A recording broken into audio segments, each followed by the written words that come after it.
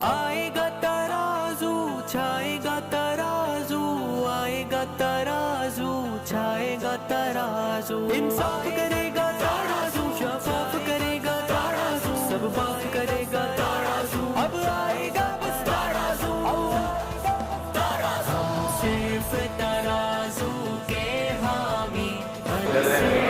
8 मई वो इलेक्शन है। राय के दानों के पूरा संदर्भ भर दिया जाए, सरदार साहब हमारे जिंदा है, एक कदम आगे ले जाए, और वो भी कभी एक पैर से खत्म हो सकता है, लेकिन हमारी आमदनी भी खत्म नहीं होगी, इतनी बड़ी लंबी है। सरदार भाई को खुश करता हूँ और इनाम सरदार भाई हमारे बीना दोस्त हैं, यार भाई और तरह भाई को अपनी किसी करने को खुश करता हूँ। हमारे भाई साहब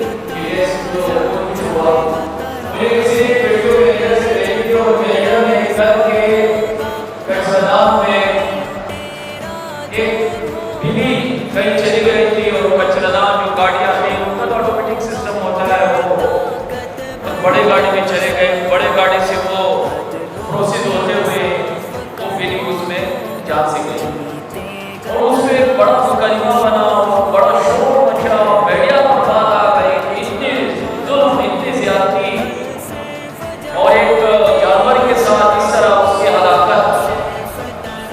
वो चाहे इंटरनेशनल लेवल पर कुछ भी हो, उन्होंने अपने मुल्की लेवल पे एक अखलाकियात का, इंसानियत का, हुकूक का, अदल इंसाफ का निज़ाम उन्होंने कायम किया। तो यहाँ पर ये सारी चीज़ें और शेषा से ज़्यादा बेहतर कौन जाता है? शेषा की गलियाँ, शेषा के नाले, शेषा की बढ़ती हुई गटर, शेषा में जब बारिश आता है तो शेषा के गलियों में 3-3 फीट कड़ा होने वाला पानी और कई दिनों तक। ये मैं और आप अपनी बात कर रहे हैं तो आप शहर कराची के रहने वाले हैं, इसलिए मेरे अजीज़ दोस्तों हमारा अगर इज्तिमाई को बात करें तो बहुत मातरत के साथ एक बदतरीन जिंदगी से पहुंचा। बदतरीन जिंदगी और क्या होती है कि जिस जिंदगी में आपके पास आपकी इज्जत नफ्स रहती है, आपके लिए आदल इंसाफ के दरवाजे बंद हो, आप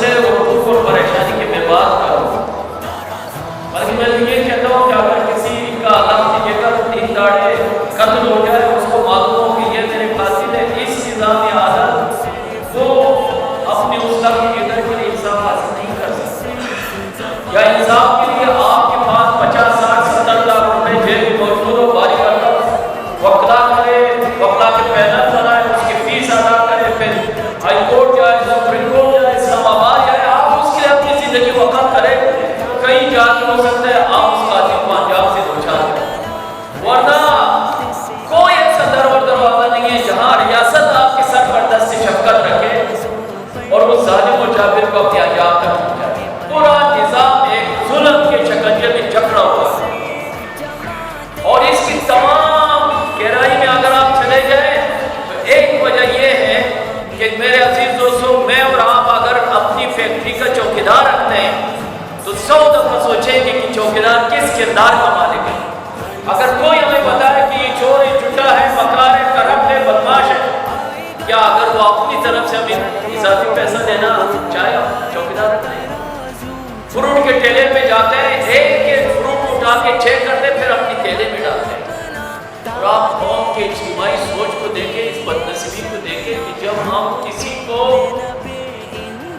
क़ियादत के लिए मुंतखब करते हैं, पार्लियामेंट में भेजते हैं, वज़ीर और मुशीर बनाते हैं, वज़ीर आला बनाते हैं, वज़ीर आज़म बनाते हैं, उस पर आंखें बंद करके जिंदाबाद और मुर्दाबाद के पीछे पूरा कौम चला जाता है, और फिर जो माशरे का सबसे बदतरीन आदमी होता है, जो सबसे बकार, झूठा, करप्ट आदमी होता है, उसके हाथ में कौम के खजानों की चाबियां दी जाती है कि अब तुम मुल्क को चलाओ। ये उम्मीद हम कर बैठते हैं कि मुल्क की तकदीर बदल जाएगी। खुदा की कसम 100 साल बाद भी अगर आप सही न सोचें, इसी हालत में हम बैठे होंगे और यही सब कुछ डिस्कस करते हैं। आप पूरी दुनिया में कोई मिसाल दें कि पार्लियामेंट के लिए मुंतखब होने वाले लोग इस बात को डिस्कस करें कि गटर क्यों बन रहे हैं, नाले क्यों बने, रोड क्यों कंट्राल बने हुए, पार्क क्यों वीरान है, ग्राउंड क्यों वीरान है, तालीमी इदारे क्यों तबाही से दो-चार है। मैं आज आप सबको चैलेंज देता हूँ, आप अपनी वोट के लिए उसको इतनी अहमियत दें। आज आप सरकारी स्कूलों को विजिट करें, आप शेरशाह से औरंगी तक, बल्दिया तक और लाठी तक चले जाए।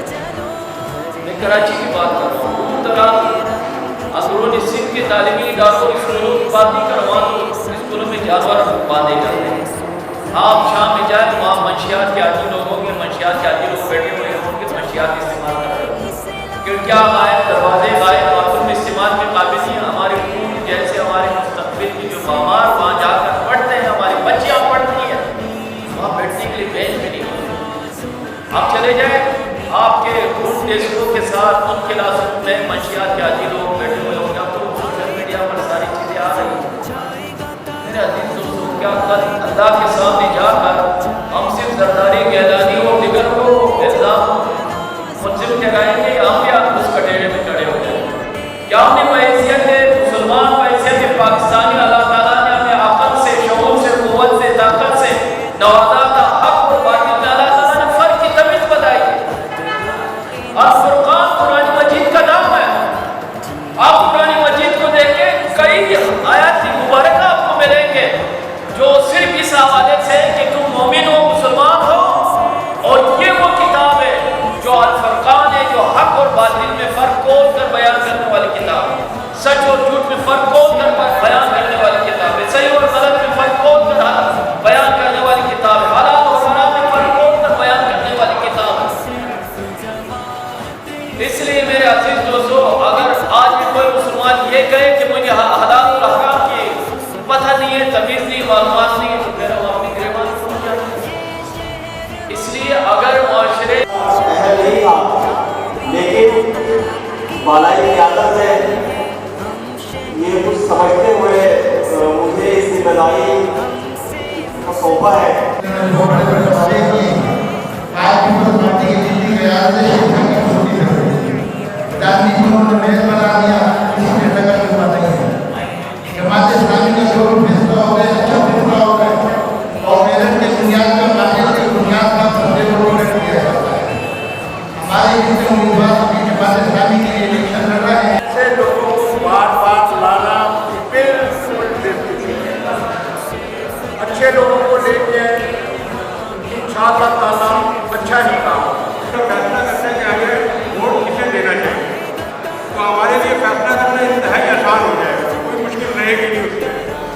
माजी तमाम पार्टियों का माजी हमारे सामने, उनकी कौल और फेल में कितना तजाद है और कितने वो अपने यानी कि जो वादे उन्होंने हमारे से साबका इंतखाबात में किए थे कितने पूरे किए। अगर वो चीज़ें हम सामने